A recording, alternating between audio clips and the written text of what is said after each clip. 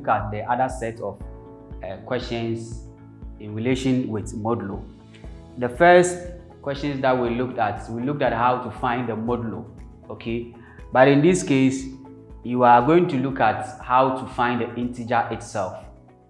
What it means is that this section, 2x plus 1, will represent your integer. The 5 here is the modulo number, and here, this one is the answer. But the modulo contains x, which means that once it's x, it's a variable. We don't know that variable, and that is our assignment, to find the value of x so that we get the integer that we are looking at. So in this case, this one is equals to 2 modulo what? 5. And we are to find the value of x. Anytime you are dealing with modulo 5, it means that your x values, your possible x values are going to give you 0, 1, 2, 3, and 4. So it means that your possible answers will be less than one of the modulos. You are dealing with modulo 5. So you are going to start from 0 up to what? 4. So now what we do is that these values are possible values, which means that out of these possible values, one of them can be a possible answer.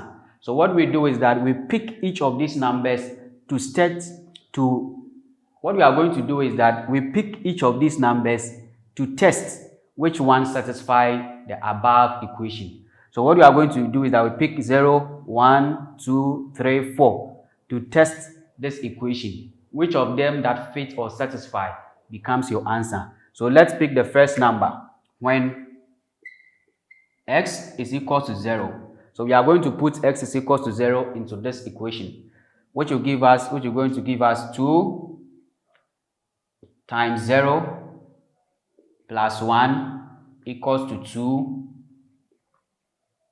mod 5.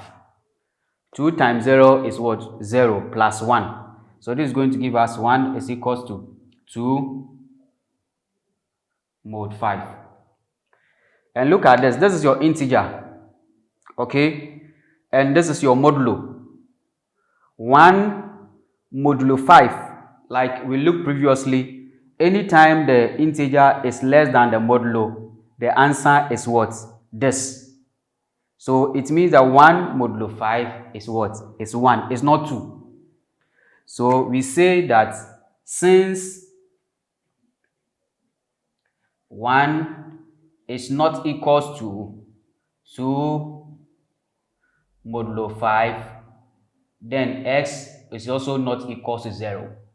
We wanted to test whether x satisfies the equation, and when we substituted x into the equation, x didn't satisfy. So we conclude by saying that since 1 is not equal to 2 mod 5, x is not equal to 0. So we are going to use the other values to also test whether they satisfy.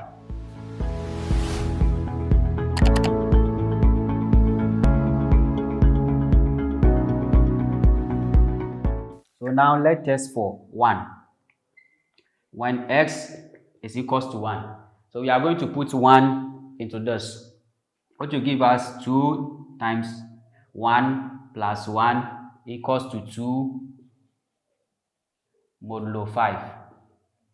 2 times 1 will give us 2, plus 1 will give us 3. So you are going to get 3. You are going to get 3 is equals to 2 modulo 5. You realize that the modulo number here is bigger than the integer.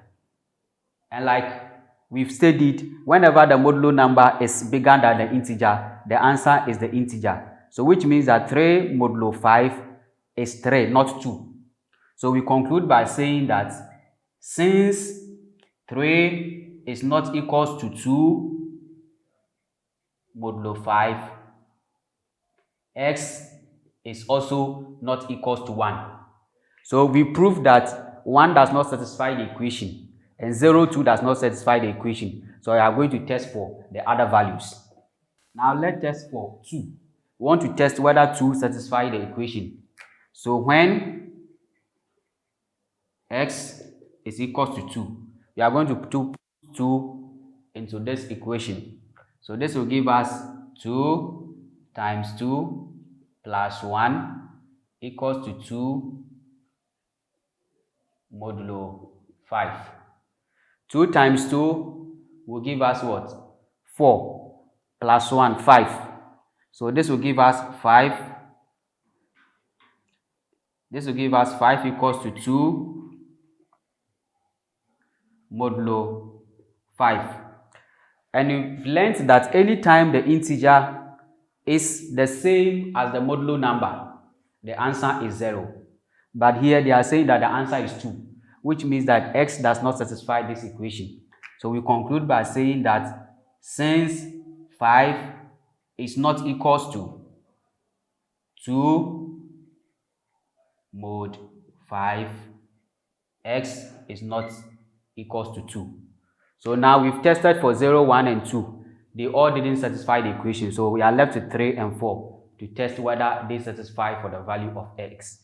Let's continue.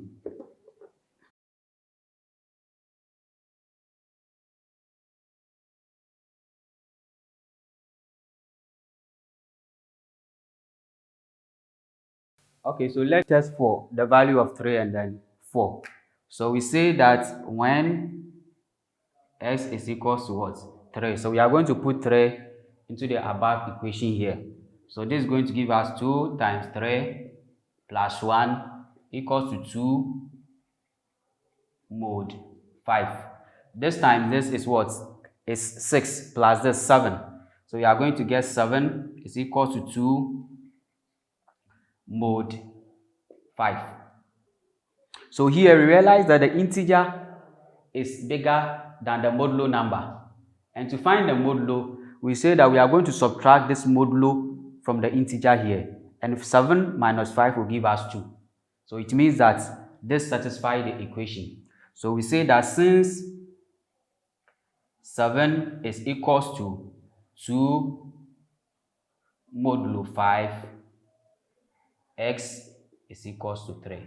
So we've been able to find our value of x. So anytime you have a question like this, what you do is that you list all the possible values of the modulo, and your possible value will be less than 1 of your modulo. So in this case, we're dealing with modulo 5.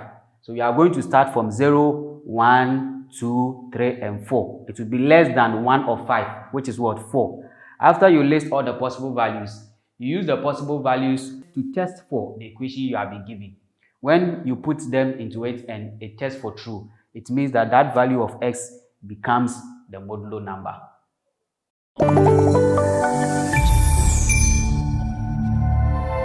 Thank you for watching our videos, and I hope you learned a lot. But before you go, make sure if you have not subscribed, you subscribe and then hit the notification so that anytime we share a new video, you get to have access to them.